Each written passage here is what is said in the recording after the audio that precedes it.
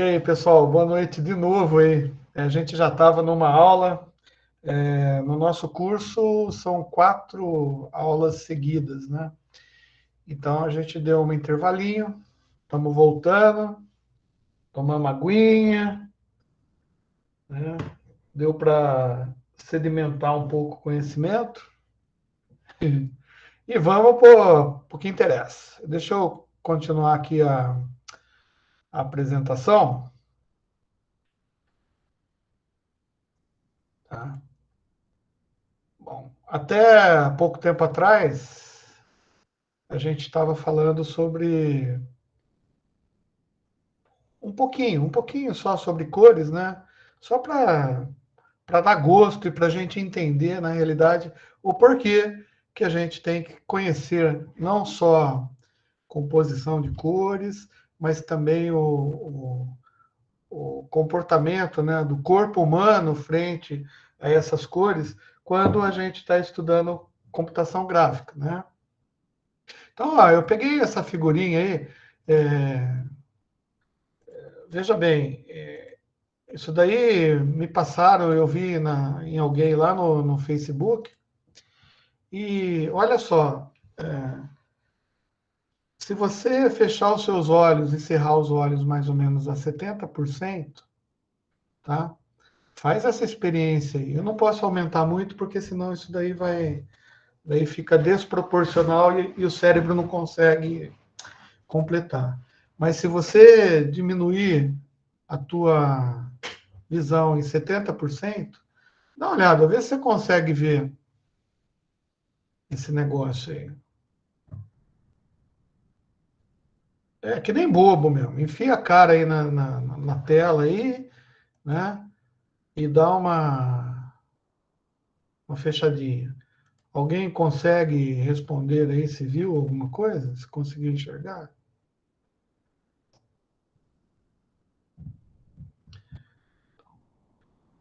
Então, a dúvida que pode passar na cabeça nossa é que a gente.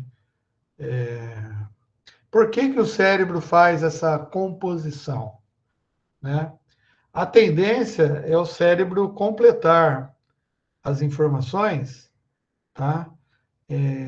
Faltantes com o que ele já tem de parecido na memória, tá?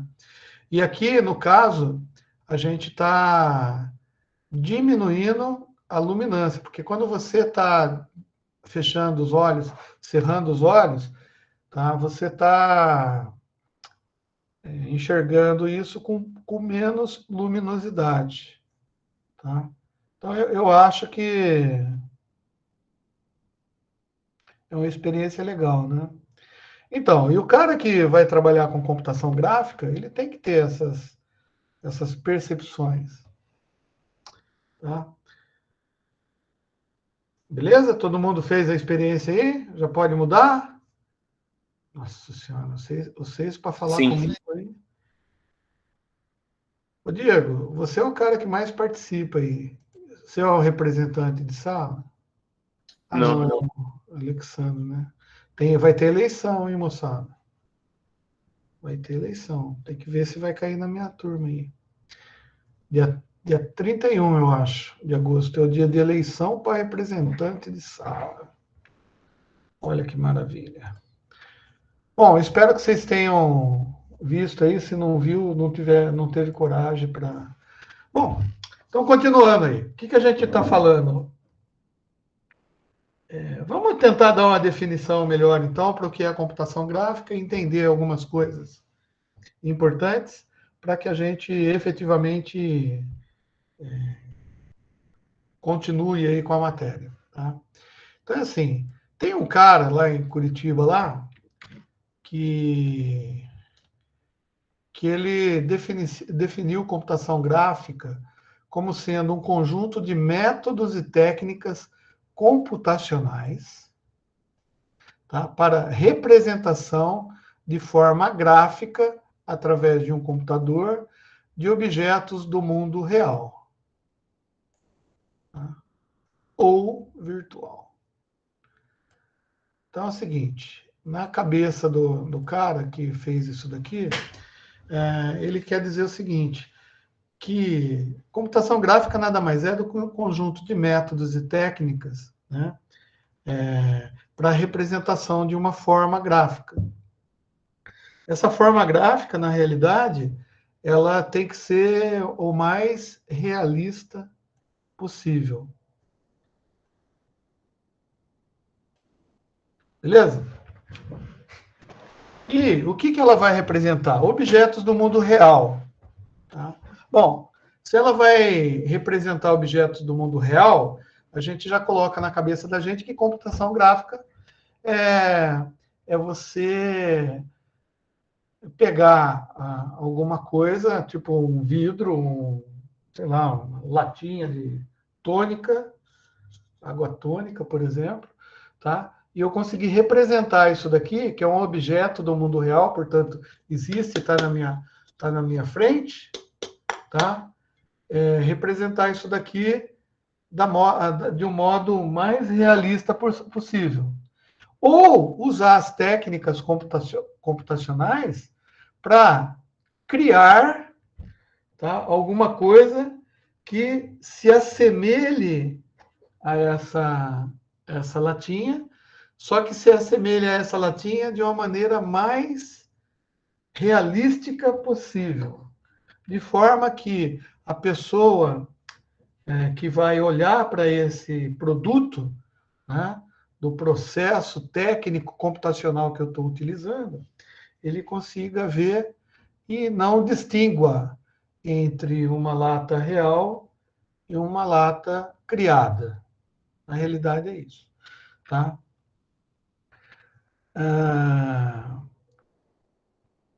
Ou seja, né, que a gente vai fazer o cérebro de alguém, tá? Que consiga ver o produto do nosso trabalho e que o cérebro se confunda, se engane, de maneira a confundir o que é real do que é o produto do nosso trabalho.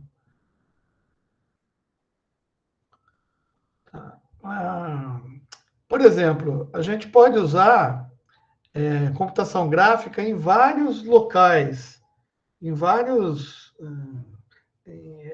áreas do conhecimento e áreas do saber.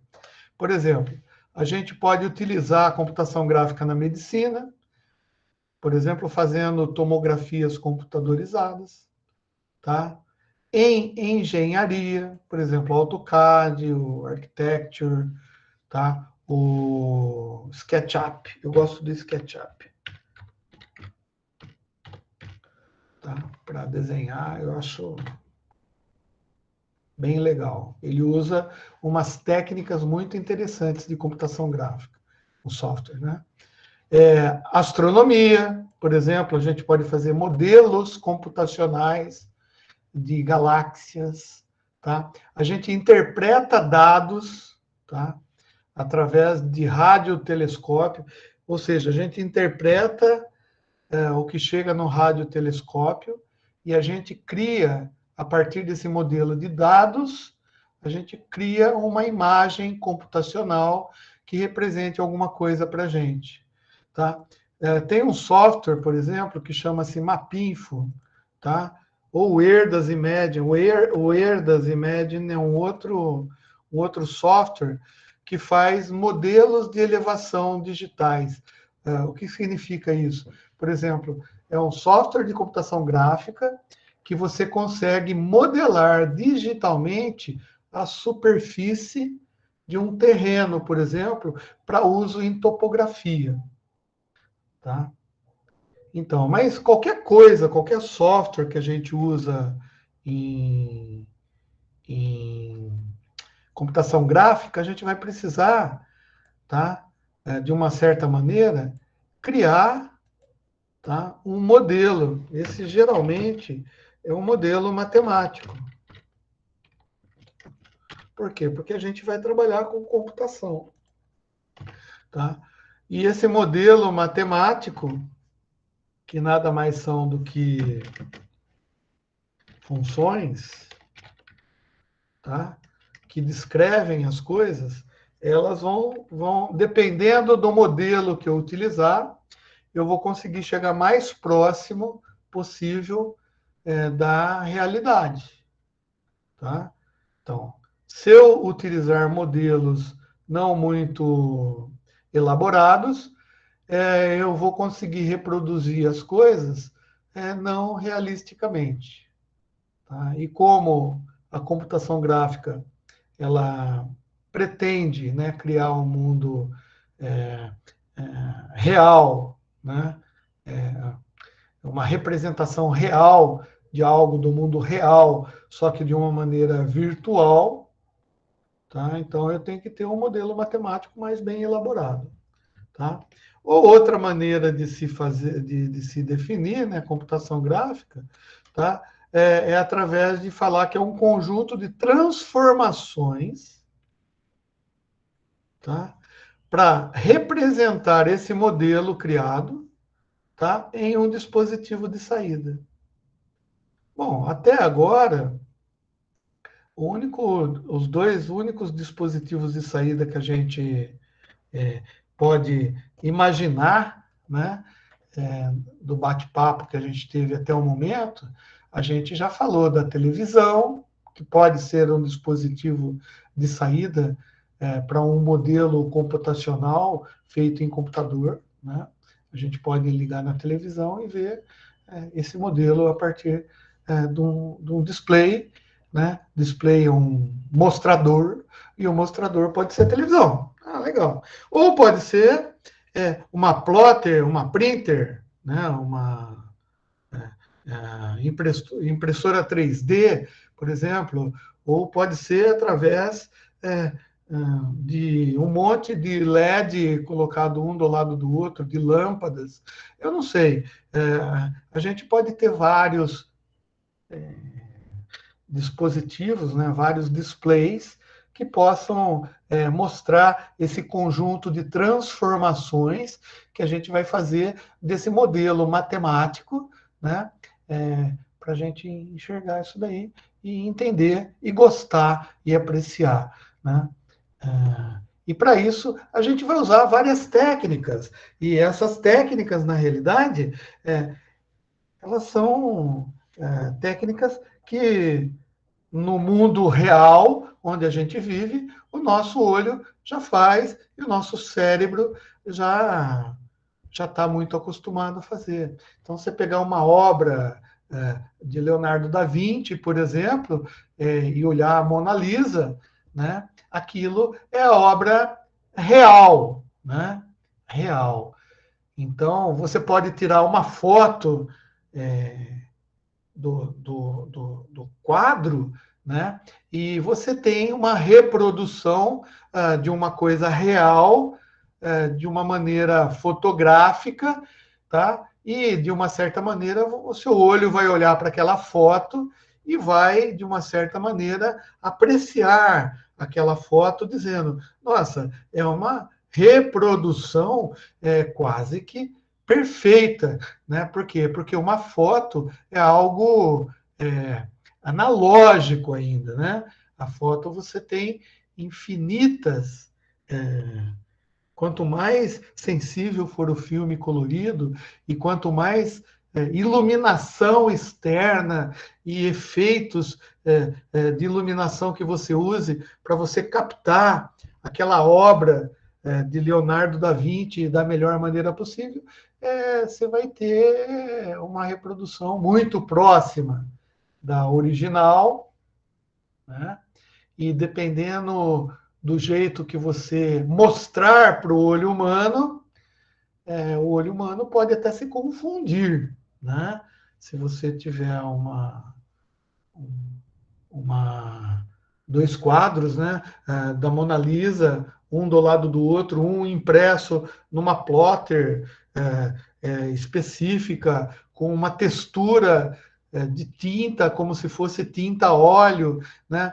E você também não é um apreciador, um estudioso de arte. Se você olhar as duas obras, uma impressa e a outra feita, você pode até, de repente, ter fazer uma confusão mental, né? E não saber distinguir qual é a real e qual é a reprodução, tá? Agora, você digitalizar, né? Você criar um modelo matemático para aquela obra, né? E para que ela seja apresentada para você, esse modelo matemático ele vai ter que fazer uma abstração, né? Para fazer isso, né? E, com certeza, se você digitalizar, você não vai conseguir, a não ser que você tenha muita memória disponível, você talvez não consiga reproduzir matematicamente, né, e armazenar, né, nesse modelo matemático a obra conforme Leonardo da Vinci a fez. Tá? E o nosso trabalho é entender isso daí. Então, consta a história e consta os livros que nos fornecem essas informações, que nós temos, podemos ter duas visões, né? Se a gente for trabalhar com computação gráfica, né? A gente pode entender essa computação gráfica de dois pontos de vista. Um ponto de vista, aquele ponto que a gente já está mais acostumado, né? Por causa da convivência com esses displays que a tecnologia nos demonstra, que é a síntese de imagens, né? Onde síntese, que deve ter um acento para não ficar com cobrinha, a síntese é uma visão computacional, tá? Então, o que a síntese faz? Você pega uma série de dados, tá? Uma descrição de cena captada por umas subjetivamente, tá? Então você consegue pegar esses dados e transformar esses dados, né? Através das transformações aí em imagens, tá? E esses dados transformados em imagens, e a gente vai ver as imagens advindas desses dados, é o que a gente chama de síntese de imagem em computação gráfica. Mas também tem uma visão computacional, ou seja, a partir de uma imagem, né, de algo concreto, você gerar esses dados para você armazená-los em dispositivos que podem ser transportados hoje em nuvem, você não precisa nem transportar, né? Ou seja, a síntese de imagens é você pegar dados e, através de uma manipulação desses dados, gerar uma imagem a partir desses dados. Tá? Isso é uma síntese, você está sintetizando uma imagem. Tá? Ou você está capturando, através de sensores, o que você tem das imagens e colocando elas em forma de dados, convertendo essas imagens ou digitalizando-as para a gente guardar em algum lugar.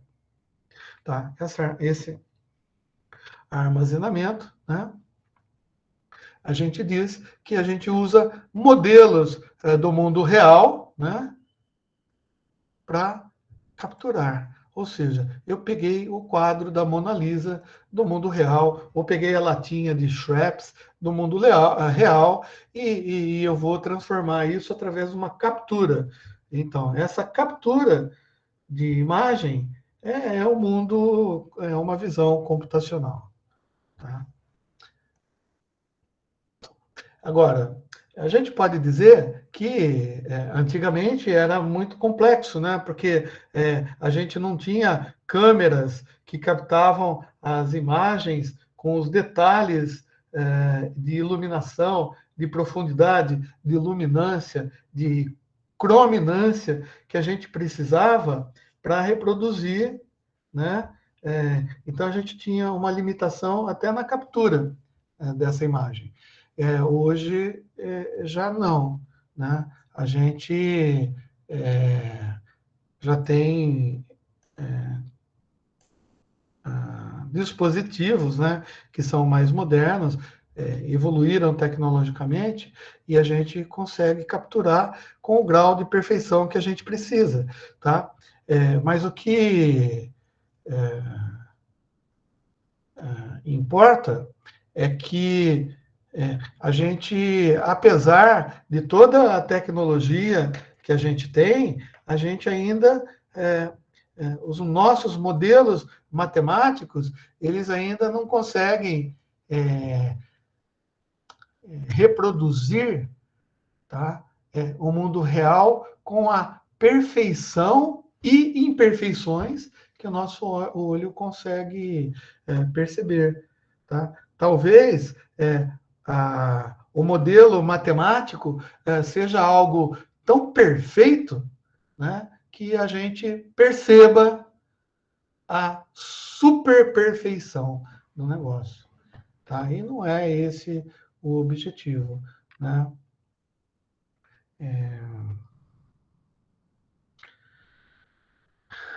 Com a evolução dos dispositivos de captura das câmeras, a gente pode capturar movimento, pode capturar um monte de coisa através de várias tecnologias. Por exemplo, através do radiotelescópio, a gente captura as ondas eletromagnéticas que chegam na Terra, e a partir desses dados, a gente faz um modelo matemático para fazer aquela foto maravilhosa que a gente vê, e que a NASA às vezes reproduz para a gente, e é computação gráfica, né? É diferente daquela foto do homem na Lua, que muita gente diz que é computação gráfica, mas não é. Né? Então, existem coisas que são fotos, e existem coisas que são modelos matemáticos, né? Mas o aumento de quantidade de memória, o aumento de velocidade, a gente consegue resgatar os objetos do mundo real, tá? Com mais qualidade. O computador ainda não consegue reproduzir o olho humano na sua plenitude e por completo, tá? Para que a gente consiga reproduzir o fenômeno da visão, né? No computador. Então, por mais cheia de memória, detalhes que uma câmera fotográfica, uma câmera de televisão, uma câmera de vídeo consegue capturar o mundo real, né? A gente ainda não consegue reproduzir o fenômeno da visão, tá? Então a gente precisa ajudar, né, o software de captura de imagem que recebe a informação da câmera, né? A gente precisa ajudar a máquina, tá? O problema é que nessa ajuda a gente consegue fazer com que as máquinas consigam ter precisão melhor, tá? O problema maior que a gente tem é com a iluminação, e a iluminação, lembra que dá aquele sentido que a gente tem de profundidade, que é a luminância, tá? Então, um dos problemas maiores que a gente tem é através da luminância, tá? E essa luminância é que vai proporcionar para a gente a noção de profundidade. E profundidade é o outro aspecto que a gente vê numa imagem tridimensional. Porque o que dá a noção de profundidade para a gente é luminosidade. Tanto é que se você desenhar numa folha, porque, bom, eu acho que eu estou falando ambiente 3D, né? Mas a gente já tem noção do que é um ambiente 2D, né? Do que é um plano, né? Uma folha de papel, um quadro, uma tela de pintura é plana, né? Você só tem X e Y, né? Agora, quando você quer colocar a noção de profundidade para simular um 3D numa folha de papel, por exemplo, você trabalha com luminâncias diferentes, né? E luminância diferente que dá noção de profundidade para você, da noção da perspectiva. E você sai do R2, né, que é o ambiente bidimensional, e você vai para um ambiente tridimensional, só que você está desenhando esse ambiente no plano. Lá nas atividades, eu vou colocar um link para um vídeo, tá? Onde você vai ver a simulação de realidade através de desenhos 2D. Né? Você está simulando um 3D. E por que a luminosidade é tão importante para o ser humano? Porque a luminosidade, ao ser humano, Deus é o cara, né? Porque quando ele fez a gente, lá fez a Eva, né? No Adão ele deu uma relaxada, né? Como eu falei na aula passada. Mas na Eva, cara, ele colocou 2 olhos. E quando ele colocou 2 olhos, cara, você tem uma distância de um olho para outro, tá? Então, se você está vendo um determinado objeto, a luminância desse objeto, ele chega em tempos diferentes. É muito pouco, mas é pouquinho, pouquinho. Por quê? Porque a luz tem que andar alguns milímetros a mais, né, para chegar no olho humano. E, gente, esses milímetros a mais causam para você a sensação, né, de profundidade. Então, quem tem problemas de visão, às vezes ele perde noção de distância das coisas, ele não consegue a profundidade, né, das coisas por falta de um dos olhos, ou por uma deficiência visual que ele tenha mais em um olho do que no outro, né? Além das outras, né, que não vem aqui. Então, uma das técnicas que a gente tem para proporcionar profundidade, né, é você fazer as coisas simulando os olhos, né? Você filma, você tira a foto com 2 câmeras, né? E a distância entre as 2 câmeras pode causar essa diferença de distância que a luminância chega nos seus olhos, né? Então, seus bastonetes, eles conseguem calcular lá no cérebro, tá? A distância e a profundidade. Quem é cego de um olho tem dificuldade para atravessar a Anhanguera, tá? E é uma limitação, é problemático isso daí, porque o cara pode ser atropelado, ele não tem noção de distância e não tem noção de velocidade. Mas o cérebro humano é muito melhor do que qualquer computador, certo? Então, às vezes, o cérebro humano consegue compensar. Mas o que a gente quer fazer? A gente quer gerar imagem, não é? A gente quer gerar uma foto, a gente quer fazer um trabalho, sintetizar uma imagem, sintetizar uma latinha e dar a impressão pro cara que está olhando aquela latinha, que aquela latinha está em 3D. Né? Mas o que o cara está olhando na realidade? Ou ele vai estar olhando um papel, que é 2D, ou ele vai estar olhando um display de televisão, um display de vídeo, um monitor de vídeo, que também é plano. Né? Então a gente vai ter que dar uma coxambrada aí, né? E vai ter que desenvolver um modelo matemático para essa coxambração. Tá? Beleza? Então, dentro desse pressuposto, né, de computação gráfica, existe o que o pessoal lá do Instituto de como que é? IAMA, Instituto Aplicado, Instituto de Matemática Aplicado, não sei, é um pessoal aí que tem um instituto, e eles têm vários cursos de graduação e de pós-graduação de computação gráfica, lá no Rio de Janeiro, o qual eu tive o prazer de também conhecer algumas aulas. Inclusive, eu tenho à disposição aqui algumas anotações aí, só que estão em inglês, né? E eu posso disponibilizar para vocês, tá? E depois a gente conversa, depois da aula, sobre isso. Mas lá os caras criam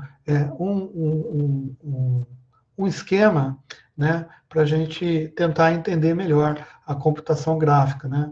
O que o cara coloca lá é mais ou menos isso, né?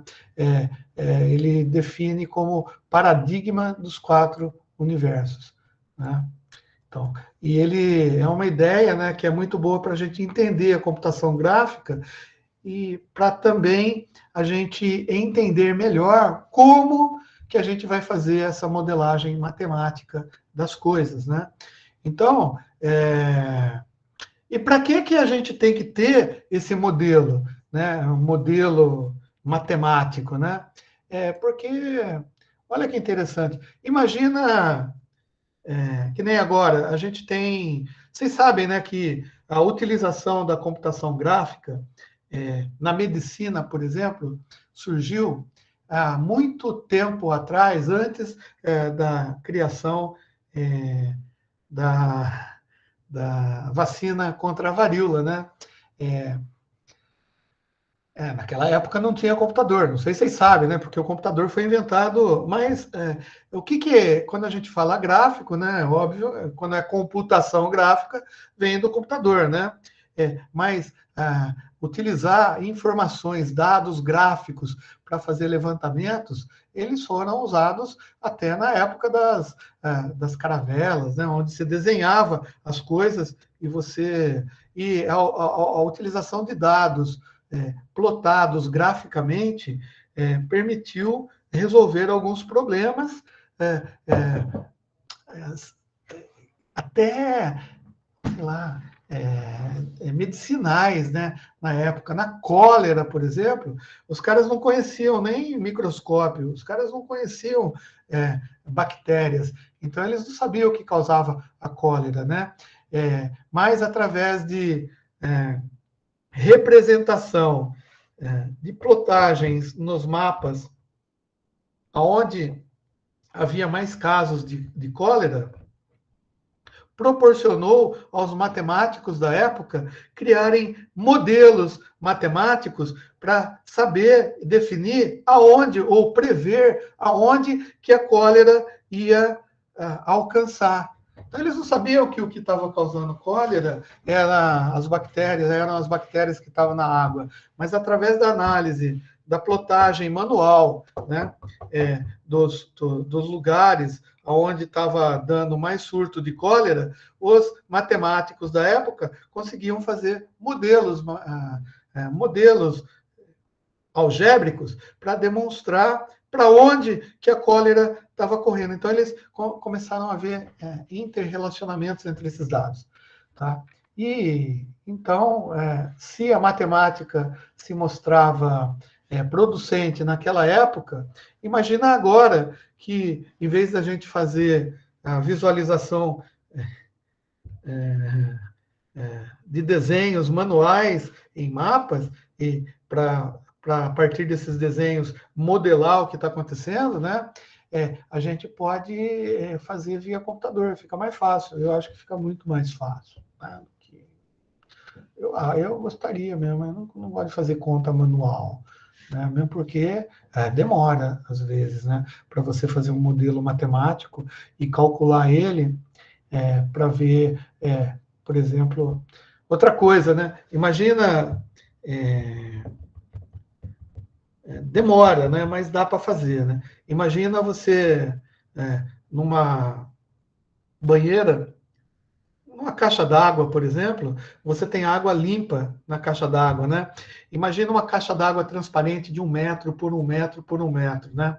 E a gente considera que a menor unidade de observação que a gente tem é o milímetro, né? Então tem 1000 milímetros, 1000 milímetros, 1000 milímetros de altura, né? Uma caixa transparente, tá? E imagina essa caixa cheia de água. Então, você tem ideia de quantas moléculas de água a gente põe? Ah, tem sim, a gente vai para a química e faz lá, calcula quantos mols, e daí quantos mols aquilo tem, e a gente multiplica pela altura e pelo volume, e a gente sabe mais ou menos quantas moléculas tem. Agora, imagina você pegar uma gotinha de azul de metileno, que é aquele negócio que quando você coloca na água, ele faz ele colore toda a água, né? E você quer fazer um modelo matemático para como que você representaria graficamente por computador se você colocar uma gotinha de azul de metileno dentro daquela caixa d'água, mas você quer desenhar e representar o modelo de como que as moléculas vão, a cor azul vai se misturar com a água, entendeu? E você quer ver aquilo reproduzido no computador. Que modelo matemático será que a gente conseguiria fazer para fazer essa representação?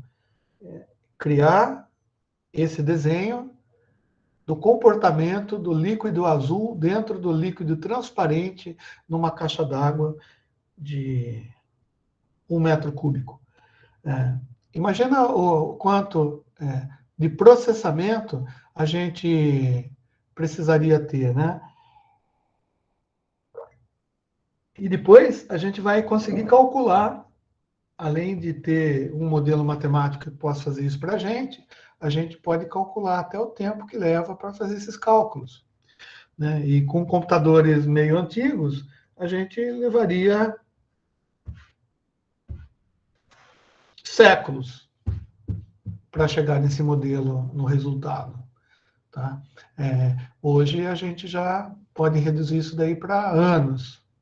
Tá? E agora com os computadores mais evoluídos, com o aumento da tecnologia, talvez em 10 anos a gente consiga calcular e reproduzir graficamente o comportamento de todas as moléculas, né, para a gente saber. Mas o cérebro da gente não consegue enxergar as moléculas, né? Então a gente faz uma redução, a gente dá uma enxugada no modelo para que o modelo nos atenda. Então, o espalhamento de um vírus, por exemplo, em uma população, tá? Legal, a gente pode fazer um modelo perfeito para fazer isso, matemático, mas será que precisa? Né? O nosso cérebro vai conseguir entender esse modelo perfeito? Não. Então, a gente precisa, então, ter o que a gente chama de níveis de abstração. Tá? Então, a gente precisa descontar algumas coisas, só que a gente não pode descontar muito, porque se a gente descontar muito, o modelo fica irreal e a gente não vai conseguir entender o espalhamento do vírus, como pode acontecer. Então, a matemática é utilizada para a gente fazer essas coisinhas, né? Além de outras, né? Que aqui a gente está vendo computação, tá? Então, beleza. Então, esse paradigma dos 4 universos, na realidade, a gente precisa entender quais são esses 4 universos que a computação gráfica nos apresenta e a gente saber como tratar, né, essas coisas. Né? Então, ele diz o seguinte, ó, se a gente for fazer a representação de algo que existe na natureza, e a gente vai querer representar isso daí matematicamente e depois, posteriormente, através de uma computação gráfica, né? De uma representação visual, gráfica, bonita, linda, maravilhosa, tá? E mesmo com as abstrações, o objeto existe no mundo físico. Então, a gente tem que pegar o mundo físico, né? Tentar converter esse mundo físico para um mundo matemático, né? É um modelo que a gente vai fazer, né? E esse modelo ele vai ter que representar o que estava lá no mundo físico. E depois de representar, a gente vai ter que implementar isso daí. Então, a computação gráfica, ela trata desses paradigmas aqui, né? Como o objeto, primeiro, ele precisa existir no mundo físico, a gente vai ter que usar a matemática para fazer um modelo do objeto, do que a gente quer representar. Depois a gente vai ter que efetivamente arrumar uma maneira para representar isso o mais próximo, né, do modelo, e depois a gente implementa o modelo, que de uma certa maneira, o que a gente vai chamar de estrutura de dados. Então, a implementação da representação matemática de um modelo, né, de um objeto físico, ela passa por essas 4 etapas. Né? E o que essa implementação é? Para a gente, a implementação é onde a gente vai guardar isso daí, né? Porque uma computação gráfica a gente vai fazer para servir para alguma coisa, né? Então, e a gente tem que guardar isso, né? No caso lá do nosso cinescópio, a gente não tinha nem condição de guardar aqueles triângulos e aquelas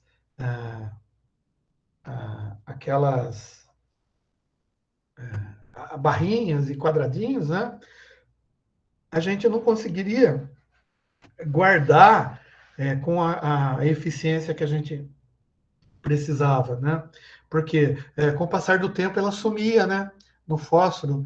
Então, na realidade, a gente tinha que desenhar várias vezes, né? E desenhar várias vezes, cara, no mundo analógico, que é o mundo que a gente estava vivendo naquela época, era meio complicado, porque a gente conseguiria, obviamente, fazer uma memória analógica para guardar aquelas informações, para excitar as plaquinhas lá e fazer com que aquele circuito ficasse, por exemplo, se retroalimentando, e os engenheiros fizeram isso, né? Depois, com o passar do tempo, eles até acharam que dava para guardar aquilo num arquivo diferente, tá? Que eles até chamaram de arquivo. Como que chamava aquele arquivo que os caras.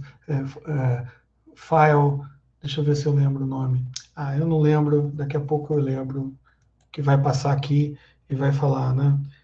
Aliás, deixa eu pegar aqui que eu já falo para você que eu não vou ficar devendo essa informação, não.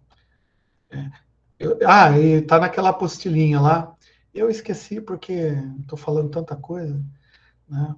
E como que chama o arquivo aqui? Arquivo de mostrar, de mostruário, ou display file. A gente vai ver isso daí na próxima aula, tá? O que é um display file. Tá? Bom, mas de qualquer maneira, então, como que a gente lida com esse paradigma, tá?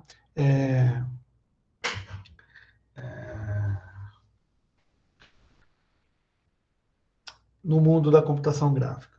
Bom, a gente vai só relembrar, né? Que a gente tem que lembrar de como que acontecem lá a digitalização das coisas, porque a gente tem que converter as coisas do mundo real para o mundo digital, para poder guardar isso daí ou reproduzir isso daí numa mídia de computador, né? Então, o que a gente faz é assim, ó, o mundo físico, o mundo ele é contínuo, ele é todo analógico. Um quadro pintado, ele tem, o olho percebe infinitas variações de cores, e dependendo da iluminação e do ângulo que você está olhando para o quadro, você vê as coisas de maneira diferente, porque até a localização, a distância e a iluminação, o que está chegando no teu olho, faz com que a observação do objeto real artístico, ele é um negócio bem complexo. Né? Tanto é que em Mona Lisa parece que por onde você anda, assim, você vai para um lado, vai para o outro, parece que o olho dela acompanha você. Né? Então, o artista que faz uma obra de arte desse jeito, no mundo físico, né, é um cara excepcional. Agora, um artista no mundo de dados, no mundo computacional, que faz uma obra, que você tem a impressão realista de que aquele caractere do joguinho, né, aquele personagem, ele tem um olhar que de onde você está vendo no display, ele está olhando para você. Esse também é um Leonardo da Vinci da computação gráfica, né? E a gente tem que dar parabéns pro cara, né? Porque esse cara. Vocês estão dormindo? Aí, eu vou lançar a chamada. Deixa eu fazer alguma coisa aqui para acordar vocês. Uma enquete. Enquete. Vamos fazer uma pergunta aqui.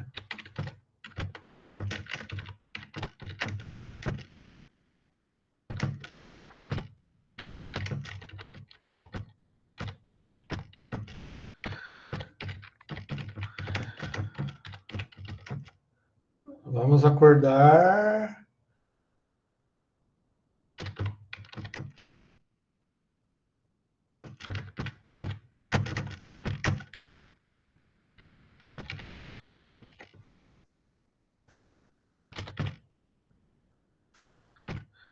Tá aí. A pergunta está feita. Mostrar aqui e vou lançar. Bom, se vocês não conhecem essa parte de enquetes, no seu canto inferior direito, onde tem lá na tela do computador, onde tem lá o negócio do chat, tá? Tem as enquetes, tá? E eu já tenho 3 votos. Então, a gente está com 22. Quantos caras tem? 34, 33 mancebos aí, né? Eu não vou perguntar sim ou não, né? Eu não vou. A gente vai discutir essa pergunta durante a aula hoje ainda, tá? Mas eu gostaria que vocês respondessem para eu ver, tá? Como que tá aí Professor, a pergunta é mais para a atualidade ou para um futuro que pode Não, vir? para agora. Ah, Tá? ok. Hoje, isso é hoje. Hoje, no dia que a gente está tendo aula. Amanhã a gente já não sabe, né? Porque amanhã os caras inventam um computador quântico aí, e daí tudo que é quântico é melhor, né? Tá? Enquanto vocês vão respondendo a enquete aí, que eu já tenho 13 votos, tá? Eu preciso ter 33, tá? Então, faltam várias pessoas aí para votar, né? Atividade conta ponto, tá? Para a turma. Porra, César, eu vou ter que chamar o cara que foi lá no bar. Vai. Se o cara não responder, né?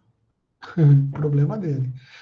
Então, vamos lá. E daí, então, o que acontece? Assim, como o mundo analógico é um mundo infinito, praticamente, né? Por quê? Porque a característica de qualquer coisa analógica é que existe uma continuidade. Então, por mais que você separe, e é que nem o esquema, lembra do cara que fazia o átomo lá, e ele achava que o átomo era a menor partícula indivisível, só que daí o cara percebeu que no átomo mesmo ele tinha subpartículas. Daí você entrou na subpartícula, você percebeu que qualquer partícula, subpartícula, tem subpartícula dentro do negócio. Ou seja, a gente percebe que o mundo analógico é praticamente infinito, né? Então, como que a gente vai tratar isso daí dentro da nossa matéria, né? Pegar alguma coisa que é praticamente infinita, a gente vai ter que fazer um modelo. Por isso que eu falei da abstração, porque o modelo matemático ele vai ter que abrir algumas exceções, né? Para tentar modelar isso daqui matematicamente, porque modelar o infinito é praticamente impossível, né? Então, talvez nem o cérebro da gente consiga. né? Então, a gente vê as coisas e a gente enxerga, escuta as coisas com algumas limitações também, né? Porque a gente não é 100% perfeito. Então, até no mundo real, é meio complicado isso daí, né?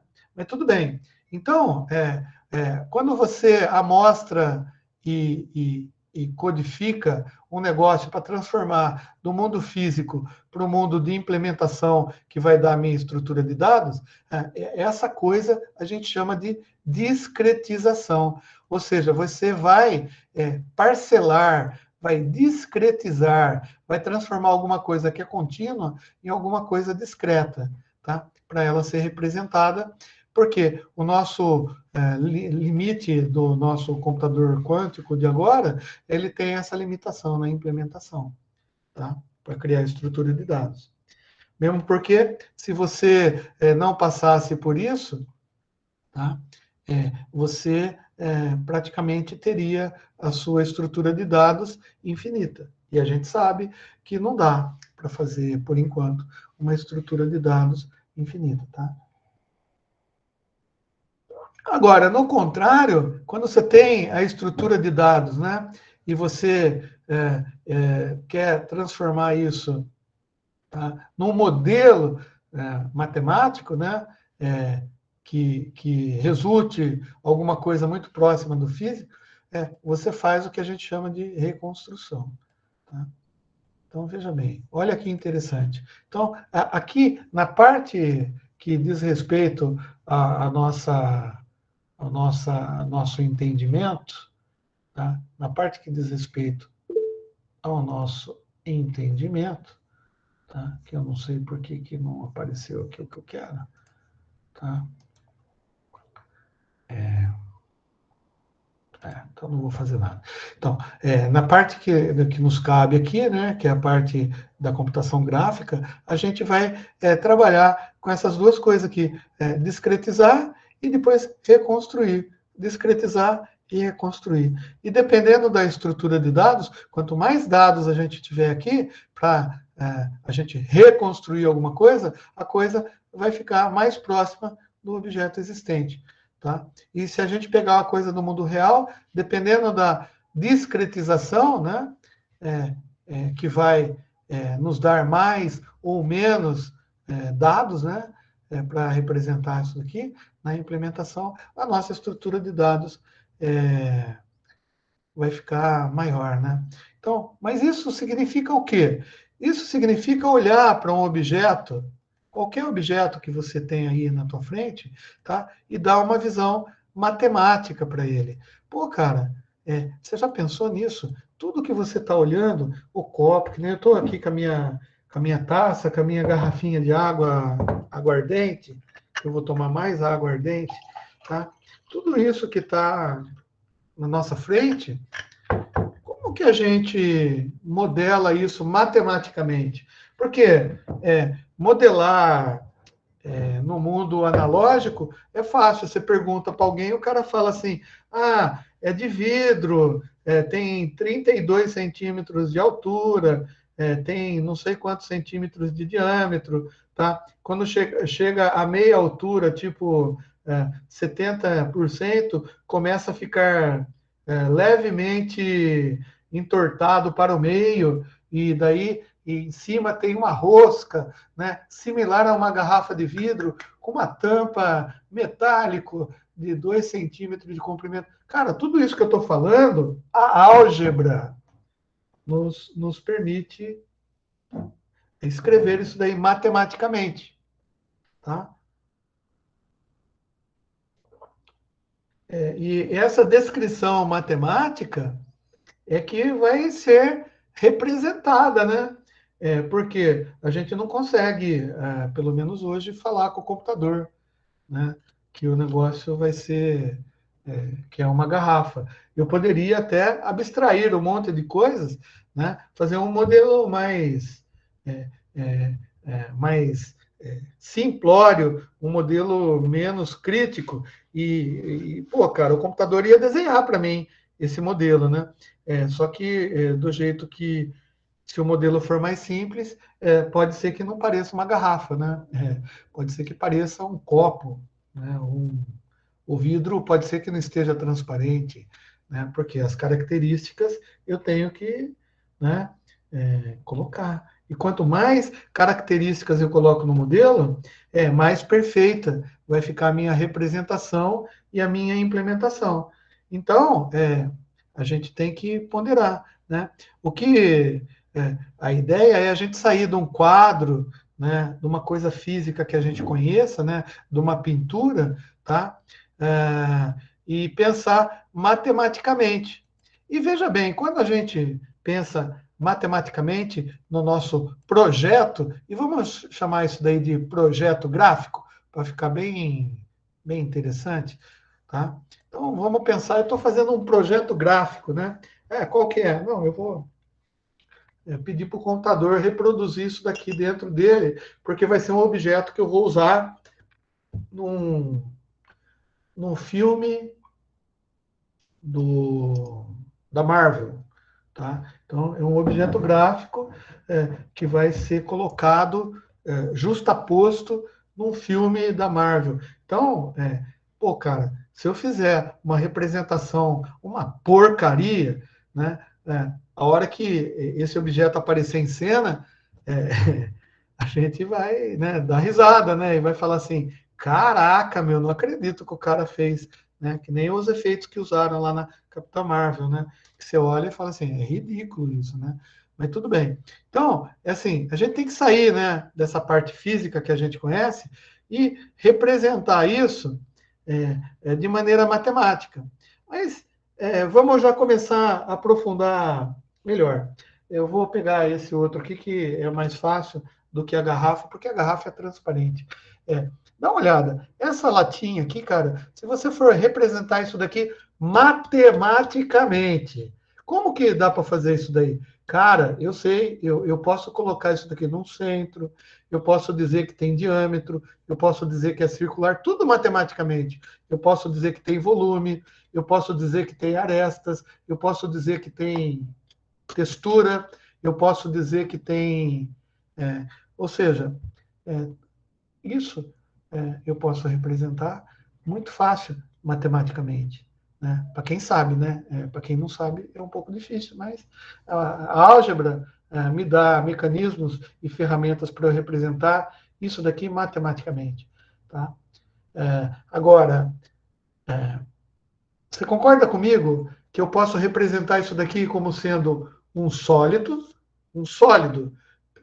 cheio de coisa que eu não sei o que é, né? Então, a representação disso daqui como sendo um sólido é um pouco diferente da representação disso daqui, se isso daqui for só casca ou só superfície. Por quê? Porque se for sólido, não tem jeito de eu entrar aqui dentro. E ele tem um buraquinho aqui, tá? Então, mas do jeito que você está vendo, você nem viu o buraquinho, né? Mas, ó, ele tem um buraquinho. Então, agora, se eu representar isso daqui como sólido, eu não vou ter como matematicamente entrar aqui dentro. Não tem como, tá? Agora, se eu fizer um modelo matemático que represente esse objeto aqui como sendo apenas superfícies, cascas, tá? Talvez eu consiga me transformar na formiga atômica e entrar aqui dentro. Mas veja bem, a escolha, a decisão, na hora que eu vou fazer o meu projeto, de como eu vou representar esse objeto, se por superfícies ou se por sólidos, isso influencia diretamente no modelo matemático que eu vou usar. Tá? Se for sólido, o modelo é um. Se for superfícies, o modelo é totalmente diferente. Mesmo porque, se for superfície, uma superfície pressupõe dois lados, né? Um lado de fora, que eu vou pintar de amarelo, e o lado de dentro, que, obviamente, eu vou deixar como alumínio, se o material que eu estiver usando é alumínio. Então, só que assim, cara, dependendo do modelo que eu escolher para representar essa lata, esse modelo ele pode ser mais complexo ou menos complexo. Ele pode usar a minha estrutura de dados, que vai ser formada a partir do modelo matemático que eu fizer, ela vai crescer ou diminuir dependendo da escolha que eu fizer. Tá? E lembrar ainda que superfície, para efeitos de nossa representação matemática, não tem espessura.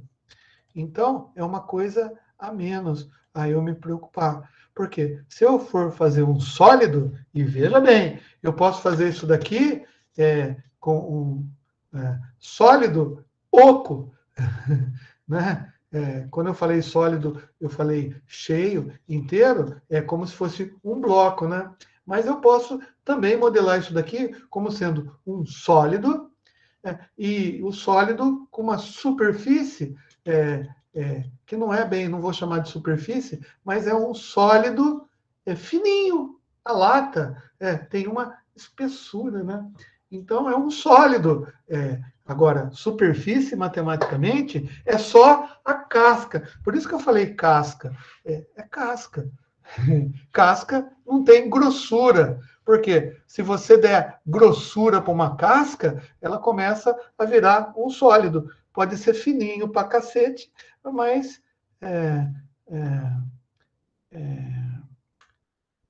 pode ser fininho, mas é sólido. Entendeu? O Diego perguntou aqui, com funções matemáticas.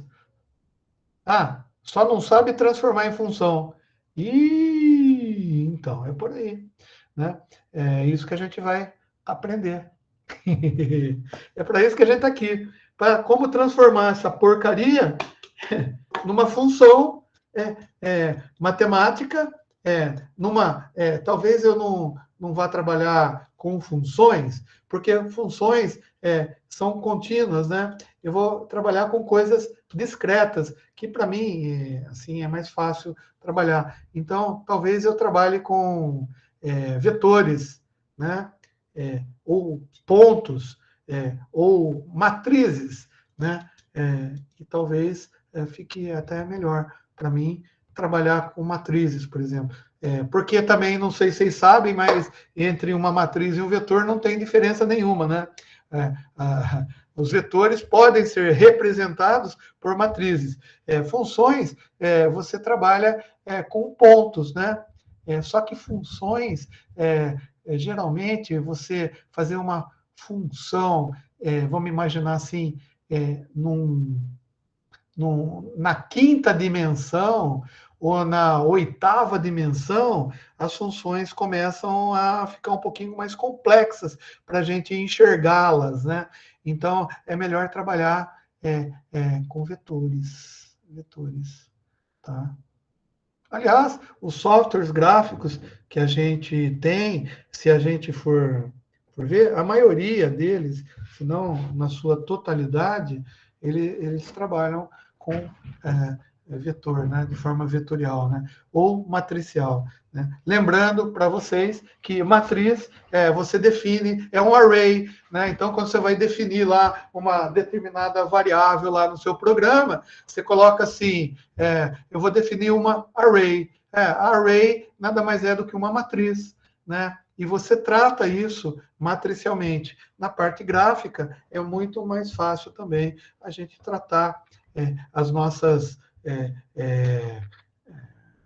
transformações, né, de objeto do mundo real, né, em modelos, se a gente usar uma linguagem matricial. Eu acho que fica melhor para trabalhar. E, aliás, eu acho que é o que todo mundo ensina.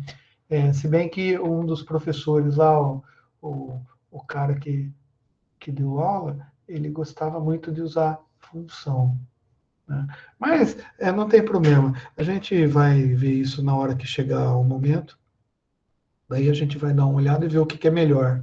Eu acho que é melhor tratar como matriz, tem gente que acha melhor tratar como vetor, e tem gente que acha melhor não tratar e não fazer nada, porque não vai aprender porra nenhuma. Mas tudo bem, né? A ideia é a gente... Né? Então, essa é uma decisão fundamental, cara, porque o seu projeto vai depender diretamente dessa decisão que você vai ter, né? Porque o modelo matemático ele vai ficar mais complexo ou menos complexo em função dessa decisão, simplesmente se você vai trabalhar com superfície ou com sólido. E veja, se você for trabalhar com sólido, pode ser que seja mais rápido, mas não dá para fazer algumas representações. E se você for trabalhar com superfícies, é mais lento, mas pode ser que você consiga fazer isso que eu estou falando a tempo de processamento, né? Porque para a gente também é importante, né? Não adianta nada você fazer um produto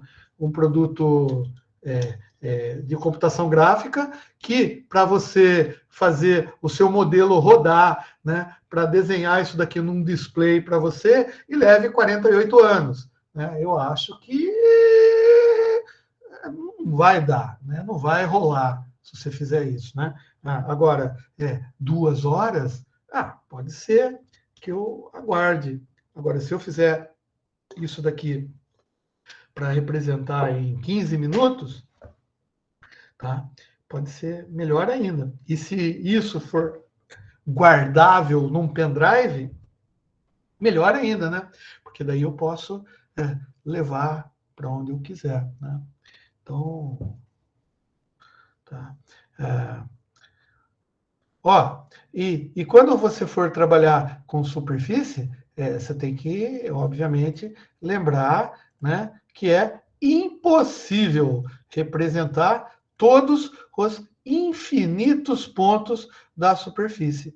Daí, cara, a gente tem um esquema que a gente fala de arame, né? Arame, né? Tá? O mesh, né? Ou superfície. Né? Então, o que os caras fazem? Né? Ou eles fazem um negócio só com os vértices e as arestas da representação do que você quer fazer, tá? E você trabalha com isso daqui, né? E depois, um determinado momento, você vai usar uma transformação nele e, ao passe de mágica, você vai transformar isso daqui com a textura, com a cor, com as reflexões, né? Lembrando que isso daqui vai ser reproduzido num display para alguém. E se vai ser reproduzido, a gente viu hoje que isso daqui vai emitir luz, né? Se vai ser reproduzido numa tela de computador, isso daqui vai emitir luz. Se for reproduzido lá no filme da Marvel, vai emitir luz, né? Agora, se for reproduzido num display papel, filme fotográfico ou qualquer coisa, ele vai refletir luz. Então, veja bem, emitir luz é um jeito, refletir luz é outro. Agora, se você colocar 2 objetos, né, e vocês veem aí que eu tenho uma certa fascinação por objetos cilíndricos, né? Então, se você for colocar esses 2 objetos um do lado do outro, esse objeto vai causar reflexão de luz emitida por esse objeto. E se for no display, e esse objeto aqui no display, tipo vídeo, e esse objeto vai emitir luz, e essa luz vai ser vai sofrer e vai causar interferências na luz desse cara, sombras, e vai ter um monte de coisa. E se eu quiser uma reprodução realística, os meus modelos têm que prever que essas 2 coisas estão juntas. E veja a preocupação que a gente tem, moçada. Tem que prever que está junto e prever interação, e o meu modelo vai prever ainda que vai ter uma misturança de coisas entre esses 2 objetos. E se eu colocar 20 objetos em cena o Hulk com o Homem de Ferro correndo e a minha garrafa que eu renderizei lá, que não estava nem no objeto, e fazer o chroma key e fazer aquilo tudo misturar junto. Meu, olha o modelo matemático que eu vou ter que criar. Será que a gente pensou que era tão difícil assim? Então, a representação gráfica detalhada e realística de modelos de um mundo virtual, e quando eu digo virtual é porque eu criei a garrafa, né? Eu não tirei foto dela e reproduzi, não, eu criei a garrafa, né? Eu sintetizei a garrafa no computador, né? Teve a sua maior evolução com a necessidade de se utilizar um computador para substituir a prancheta de desenho técnico. Mas é que aqui eu estou falando de coisa, não estou falando de filme, eu estou falando de outra computação gráfica, né? Que é o desenho de uma peça mecânica, né? Ou então da própria garrafa, só ela, só desenhada na prancheta. Quando eu desenho essa garrafa na prancheta, eu consigo fazer a transparência dela, fazer as curvas, fazer o metálico e fazer a coisinha branca que tem aqui em cima e colocar até um pouquinho de água. Isso tudo, e eu vou mostrar um filminho para vocês que dá para fazer isso na prancheta, né? Mas demora muito tempo, eu gasto muito fosfato, dedo e borracha. Então, eu prefiro fazer o projeto de garrafa auxiliado por computador, né? Ou seja, eu deixo que o computador faça as coisas mais difíceis do que eu fazer manualmente, né? Então, eu sou preguiçoso, eu quero pintar a Mona Lisa com o computador, ao invés de pintar a Mona Lisa com alho, alho e óleo, não, alho e óleo vai no macarrão, com óleo, né? Alho e óleo. Lembrei de um restaurante que chama Alho e Óleo, perto de onde eu trabalhava, que era uma oficina mecânica e se transformou num self-service. Era uma oficina de consertar carros e o cara transformou em self-service. Self-service, né? Bom, moçada, eu acho que por hoje já deu para a gente brincar bastante. Tem muita informação e eu vou ver se eu lembro de pôr o filminho agora. Hoje é dia 12/8, tá? De 2021, tá? E a gente está no slide 27, tá? Daí você vai falar, quantos slides tem? Não se preocupa, é porque eu peguei aquela apostila que eu estou fazendo e eu fui dando Ctrl V, Ctrl C, Ctrl V nas partes que eu queria conversar com vocês, porque eu não vou abrir a apostila aqui para ficar lendo também a apostila, né? Mas eu vou passar a apostila para vocês. A exemplo do que eu passei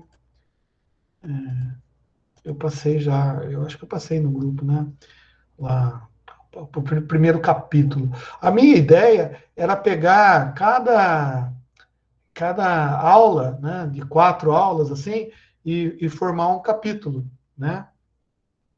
Então, eu já devo ter passado, quer ver, na minha apostila master aqui, eu pintei de verdinho o que eu passei para vocês, tá? Então, nessa aula, eu falei mais 3 páginas da apostila, tá? Que eu falei de alguns conceitos básicos de computação gráfica, tá? E falei também de cores, né? Cores está no outro capítulo, está lá para frente ainda, tá? Porque às vezes é melhor falar algumas coisas na frente do que atrás, para não complicar a vida, né? Porque quando a gente for ver certinho, a gente já passou por isso, então a gente só acrescenta conhecimento, né? Essa é a minha ideia. Bom, eu vou parar de gravar aqui e para variar, né? Deixa eu ver quantos caras responderam a enquete aqui. Enquetes. Pô, 20. Tá. 13 pessoas não responderam ainda, né? Então não tem problema. Finalizei a enquete. Beleza pura. Ó, Só respondendo aqui, a pergunta que eu tinha feito é se você acredita que é possível reproduzir totalmente o mundo real dentro de um computador, né? Com os computadores de hoje em dia e a tecnologia que a gente tem. Tá? É impossível, tá? Então, as pessoas que eventualmente tenham respondido que é possível, mesmo se você fizer modelamento. Boa, Diego. O Diego falou assim: nada é impossível, basta sonhar, basta acreditar. É isso aí, tá? Mas assim, mesmo se você fizer um modelo matemático bem enxuto, você não consegue reproduzir coisas de mundo real dentro do computador com perfeição, né? Você viu que a pergunta foi capciosa, né?